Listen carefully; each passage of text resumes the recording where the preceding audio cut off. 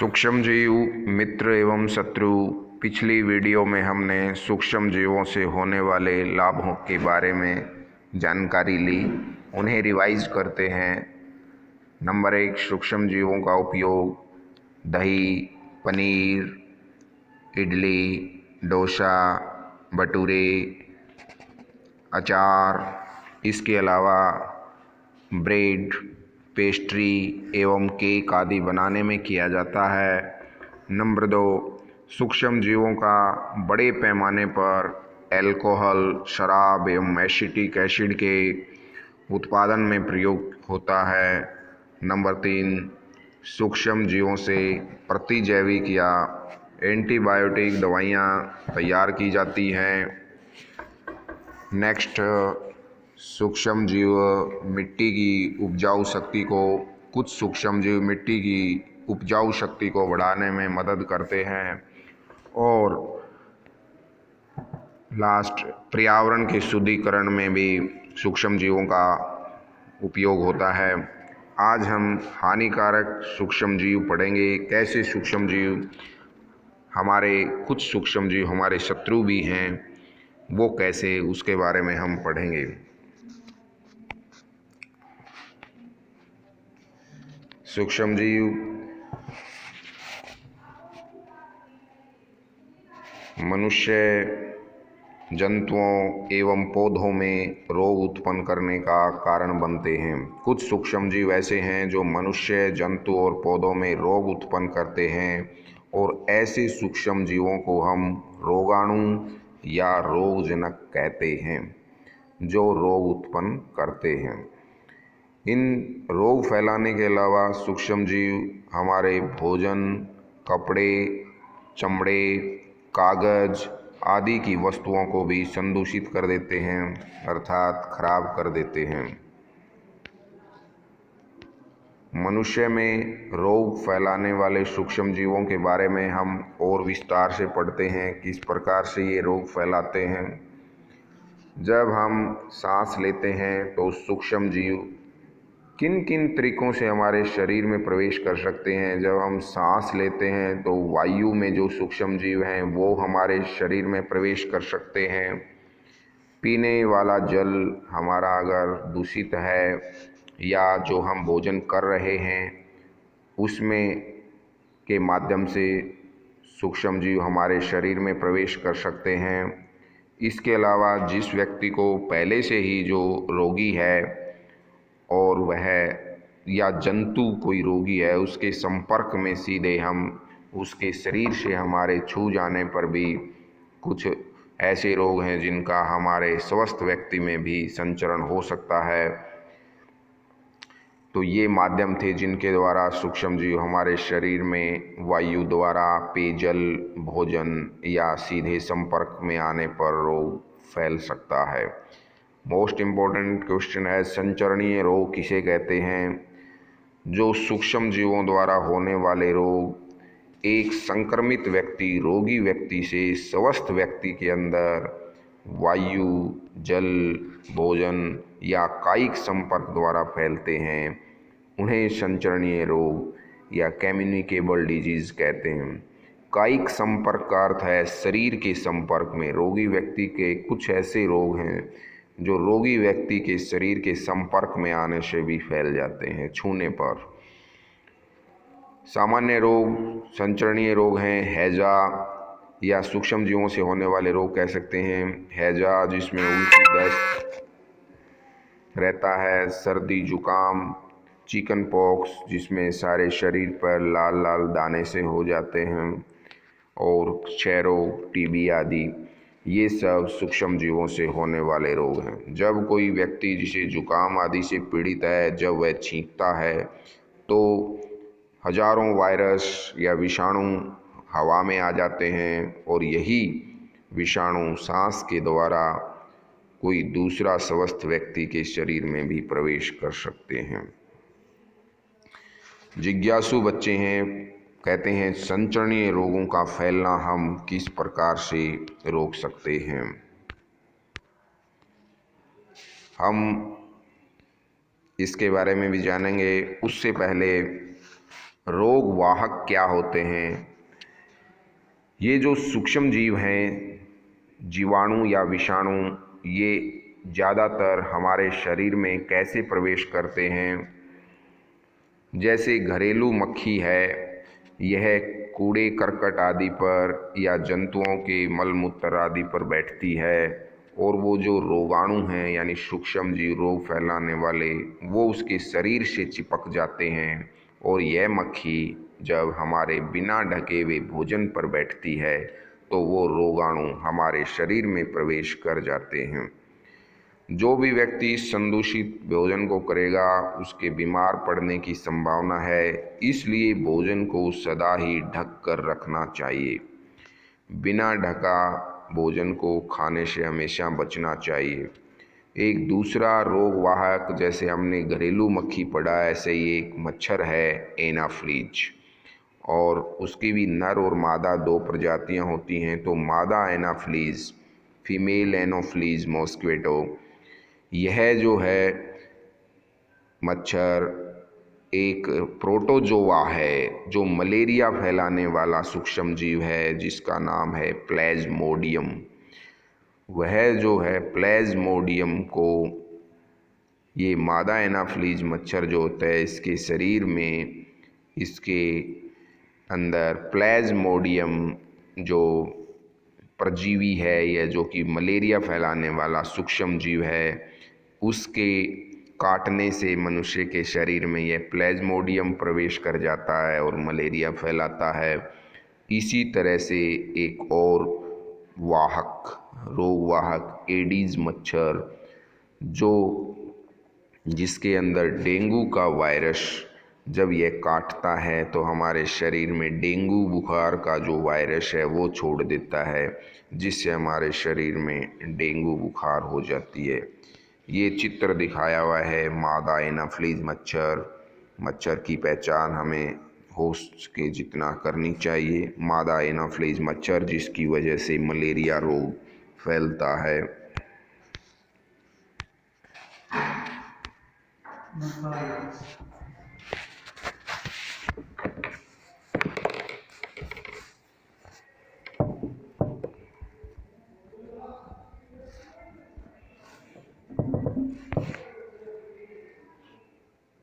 ऐसा करने से हम कैसे रोक सकते हैं, मलेरिया से कैसे बचाव हो सकता है, यह बहुत ही जिज्ञासु है लड़की। अगर हम अपने आसपास पानी को इकट्ठा ना होने दें तो हम इन मच्छरों से बच सकते हैं। और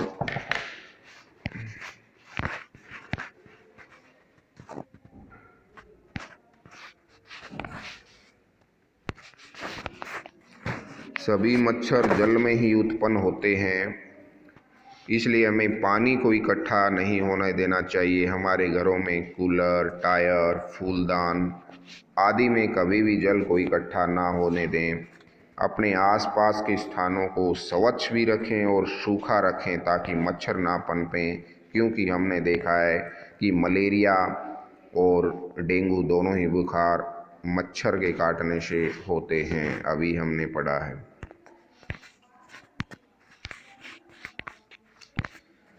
अब यहाँ पर एक लिस्ट दी गई है जिसमें हम देखेंगे कि कुछ रोग हैं मनुष्य में होने वाले, जिनको किस प्रकार के, किस वर्ग के सूक्ष्म जीव के कारण वह फैलता है और किस माध्यम से फैलता है, यह हम पढ़ते हैं तालिका के अंदर। अक्षय रोग, जैसे जिसको हम टीबी भी बोलते हैं, यह जीवाणु की वजह से, बैक्टीरिया की वजह से फैलता है और सांस आदि माध्यम से जब हम वायु लेते हैं शरीर में तो हो सकता है वायु के अंदर यह जीवाणु हो तो हमारे शरीर में प्रवेश कर जाता है। और खसरा, मिजेल्स जिसे कह सकते हैं, और चिकन पॉक्स, ये चेचक आदि, इनमें हमारे शरीर में दाने से निकलते हैं और पूरे शरीर पर लाल दाने हो जाते हैं। ये वायरस, जिसे हम विषाणु कहते हैं, की वजह से फैलने वाला रोग है। और ये भी वायु के माध्यम से, यदि वायरस वायु में है और वो हम सांस लेते हैं उस वायु को, तो हमारे शरीर में भी प्रवेश कर जाता है, या यह एक संक्रमित व्यक्ति या रोगी व्यक्ति के सीधे संपर्क में आने पर भी फैलता है। पोलियो, जिसमें हमने पढ़ा था कि शरीर का कोई अंग पैरालाइज जैसा हो जाता है, लकवाग्रस्त जैसा हो जाता है, वह भी वायु, दूषित वायु या जल के अंदर यह विषाणु हो और उसको हम शरीर में सांस या पीने के माध्यम से, पानी पीने के माध्यम से लें, तो यह वायरस हमारे शरीर में प्रवेश कर जाने पर पोलियो हो जाता है। हैजा, जिसमें उल्टी दस्त की शिकायत हो जाती है शरीर में, यह जीवाणु यानी बैक्टीरिया की वजह से, वो बैक्टीरिया अगर पानी या भोजन के माध्यम से हमारे शरीर में प्रवेश कर जाता है तो हमारे को रोग फैलाने, हैजा हो जाने के खतरे हैं। टाइफाइड जो बुखार है, यह भी बैक्टीरिया की वजह से फैल रही है, जीवाणु की वजह से। दूषित जल में यह बैक्टीरिया होने से, हमारे शरीर में प्रवेश कर जाने से फिर यह हमारे को भी हो सकता है। यहाँ बचाव के भी उपाय दिए गए हैं। जैसे ऊपर वाले रोगों में बचाव के उपाय दिए गए थे, रोगी व्यक्ति को इसमें अलग रखना है और उसका समय पर टीकाकरण भी करवाना है, जैसे ऊपर वालों में। इसी तरह यहाँ पर भी साफ सफाई का ध्यान रखना है। हमें कीटाणु, पानी में जीवाणु ना हो, इसके लिए पानी उबला हुआ प्रयोग करना चाहिए और अच्छे से पके हुए भोजन का ही प्रयोग करना चाहिए। आगे हम पढ़ते हैं हेपेटाइटिस ए। यह हेपेटाइटिस को हम पीलिया भी बोल देते हैं। यह विषाणु की वजह से हो रहा है। जल के अंदर, दूषित जल में इस विषाणु के होने और उस पानी को हमारे द्वारा पी लेने के कारण पीलिया रोग हो सकता है। इसके बचाव का तरीका भी यही है कि पानी जो है उसमें उबला हुआ पानी पीने से उसमें जो जीवाणु हैं, वायरस है, वो मर जाते हैं और समय समय पर, और इसका टीकाकरण भी ज़रूरी है, हेपेटाइटिस का भी। मलेरिया जो रोग अभी हम पढ़ ही चुके हैं, मलेरिया एक प्रकार के सूक्ष्म जीव जिसको हम प्रोटोजोआ वर्ग में रखते हैं। प्लाज्मोडियम जो है प्रोटोजोआ, यह हमारे शरीर में प्रवेश कर जाता है जब मादा एनाफ्लीज मच्छर हमारे को काट ले तब। इससे बचाव के उपाय भी हैं कि हमें मच्छरों से मुख्य रूप से बचना है, मच्छरदानी का उपयोग करें और मच्छर भगाने वाले रसायन, कहने का अर्थ ये है कि हमारे घर में आस पड़ोस कोई भी मच्छर नहीं हो, कोई भी तरीका अपना के चाहे कीटनाशक का छिड़काव करें और मच्छर पनपे नहीं, उनकी संख्या ना बढ़े। प्रजनन को रोकने के लिए जल को किसी भी स्थान पर इकट्ठा ना होने दें, इससे हमारे को बचाव होगा। इसके अलावा हम पढ़ चुके हैं मनुष्य में होने वाले रोग, हमने पढ़ लिए हैं। अब जंतुओं में भी रोग उत्पन्न होते हैं सूक्ष्म जीवों के कारण। जंतुओं में एक मुख्य रोग जो सूक्ष्म जीवों से होता है वो है एंथ्रेक्स रोग। एंथ्रेक्स रोग जैसा यहाँ लिखा है साफ, यह एंथ्रेक्स रोग एक जीवाणु के द्वारा होता है।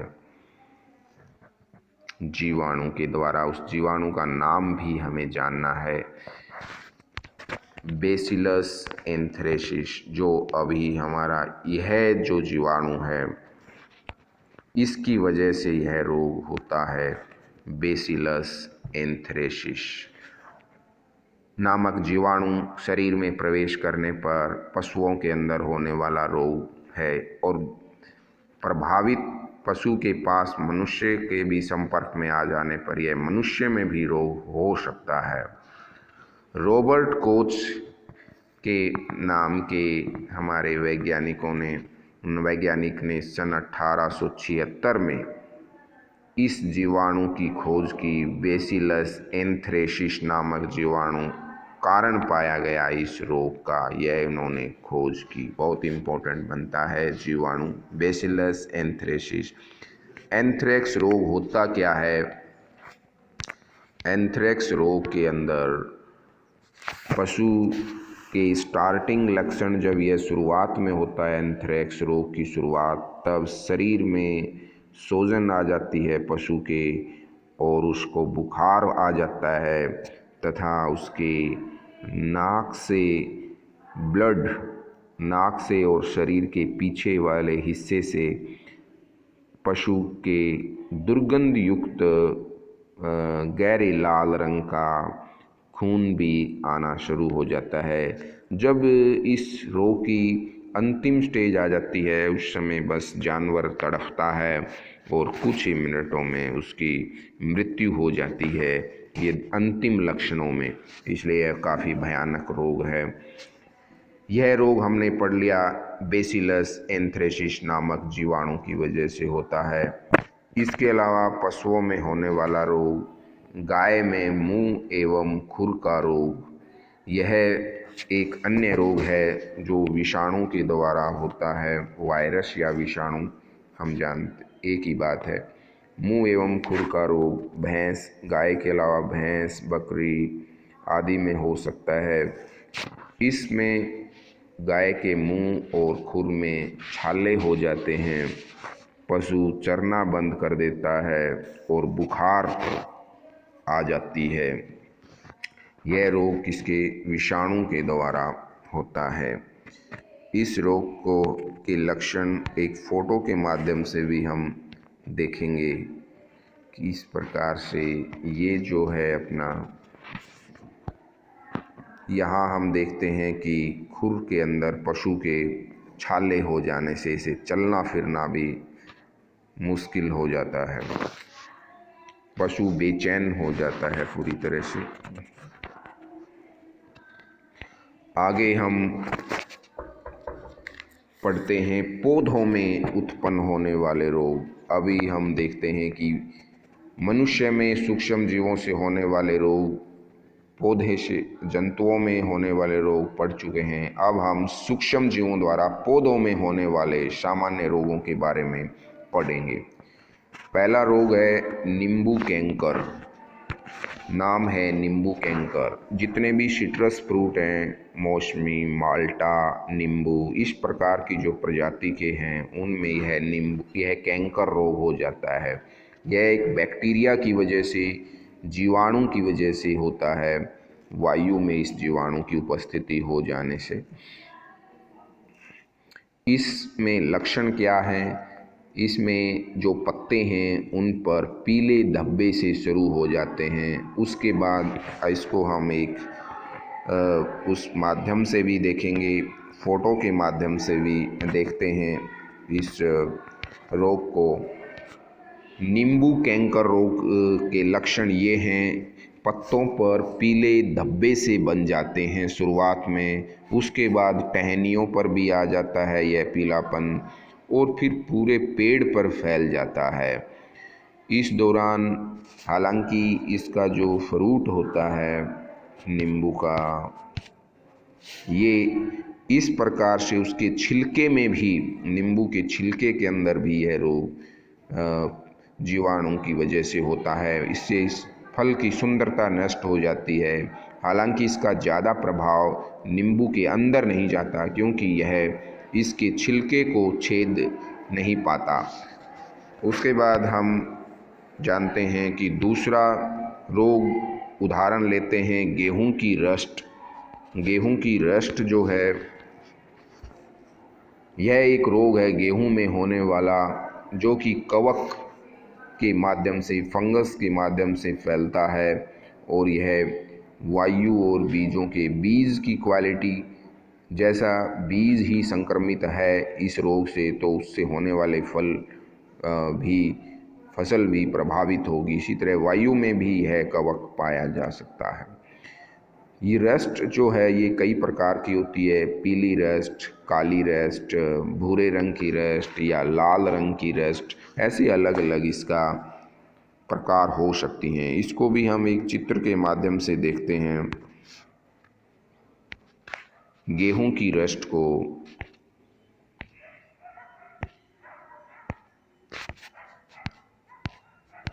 हम देखते हैं। गेहूं की रस्ट में यहाँ 3 प्रकार दिखाए गए हैं। ये गेहूं की पीली रस्ट और लाल ब्लैक, ये रस्ट कई प्रकार से हो सकती हैं। इसमें पत्तियों पर चितकबरे धब्बे शुरू हो जाते हैं बनने। जो फसल है उसकी पत्तियों पर चितकबरे धब्बे बन जाते हैं, वो पीली पड़ जाती है और बाद में उस पत्ती पर एक पाउडर नुमा संरचना भी बन जाती है, जमा हो जाती है, जो कि प्रकाश संश्लेषण क्रिया पौधे में नहीं होने देती, जिससे फसल बिल्कुल कमज़ोर हो जाती है। तो ये गेहूं की रेस्ट थी। अभी हम एक और जो रोग है इसमें भिंडी की पीत, भिंडी की जो पीत है यह रोग भी एक विषाणु की वजह से होता है। पीत सीरा विषाणु बोल सकते हैं। यह रोग कैसे है, एक कीट के माध्यम से प्रवेश करता है या सफ़ेद मक्खी या कीट के ऊपर के से वायरस इस पौधे में चला जाता है। इसको भी हम एक चित्र के माध्यम से देखते हैं। ये जो मक्खी है या कीट कहें कि इसके माध्यम से यह विषाणु पौधे में प्रवेश कर जाता है। ये जो है इस पत्ती की सिराओं में पीलापन आ जाता है। इस रोग में पत्ती की सिराएं हैं उसमें पीलापन आ जाता है, पौधे की लंबाई घट जाती है, पत्तियों के डंठल व तने में भी पीलापन और टेढ़ापन आ जाता है और इससे जो प्रभावित फल होंगे वो छोटे व पीले रह जाते हैं। तो ये भिंडी की पीत रोग जो है विषाणु की वजह से होता है। यह सब हमने पढ़ा सूक्ष्म जीवों से होने वाले रोग, पशुओं में, मनुष्यों में और पौधों में। अब हम इससे होने वाला एक और पढ़ते हैं, खाद्य विषाक्तन, जिसे हम फूड पॉइजनिंग भी कह सकते हैं। फूड पॉइजनिंग, फूड पॉइजनिंग में क्या है, जैसे ये बताया कि एक बच्चा है, उसने कुछ खाना खाया, उसके बाद घर आने पर उसे उल्टी होने लगी, उसे अस्पताल ले जाया गया। उसका कारण खाद्य विषाक्तन में ऐसा होता है बताया। पहली कहती है कि भोजन भी जहर कैसे बन सकता है। हाँ, सूक्ष्म जीवों द्वारा संदूषित जो भोजन है, जो हमारा भोजन बासी हो गया है या ढका हुआ नहीं है, उसके अंदर सूक्ष्म जीव प्रवेश कर गए हैं किसी माध्यम से, तो वे हमारे भोजन में ये सूक्ष्म जीव जहरीले पदार्थ भी उत्पन्न करते हैं और उस जहरीले पदार्थ की वजह से वो भोजन विषाक्त हो जाता है, जहरीला हो जाता है, जिसके सेवन से व्यक्ति गंभीर रूप से रोगी हो सकता है अथवा कभी कभी उसकी मृत्यु तक भी हो सकती है। अतः हमें भोजन को संदूषित होने से हर हाल में बचाना चाहिए। अभी हमने इस पाठ में पढ़ा कि सूक्ष्म जीव किस प्रकार से हमारे शत्रु हैं, क्योंकि वो हमारे पेड़ पौधे, जीव जंतु, मनुष्य में रोग फैलाते हैं। इसके अलावा खाद्य विषाक्तन का कारण बनते हैं और हमारे भोजन, कपड़े, चमड़े, कागज़ की वस्तुओं को भी संदूषित कर देते हैं। अगली वीडियो में हम खाद्य परिरक्षण के बारे में जानेंगे।